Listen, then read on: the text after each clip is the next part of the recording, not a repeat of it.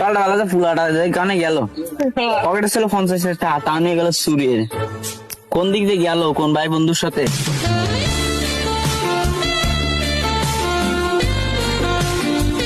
দেখা যাচ্ছে কি যেন হচ্ছে, দেই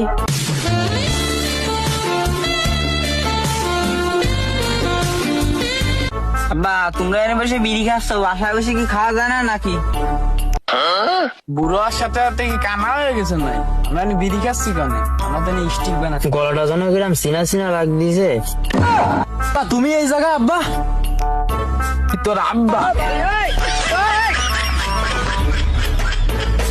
হাকিমের ফুল আছে আব্বা, হ আব্বা, হ আব্বা, হ আব্বা। আব্বা আব্বা আমি নষ্ট না আব্বা, দিমুই হাকিমের পোলাটারে দুমাট। আব্বা আমি পোলাটা যে কই গেল, সকালবেলা একটা নিয়ে গেছে আর দুপুরটা থেকে চলে গেছে।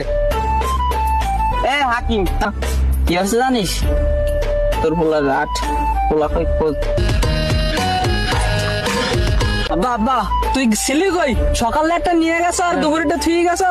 কাজে গেলাম রে আমি দুঃখে ময়রা যাই, আমি এ বেড়া কাদ্দায় নিয়ে এলাম বিচার, তুই দে মূল গাজার ডিলার। হ্যাঁ বেটা রহিম কাকা আমার ভুলটা বুঝে গেল, মূল খাইনি যদি এরা জানতো।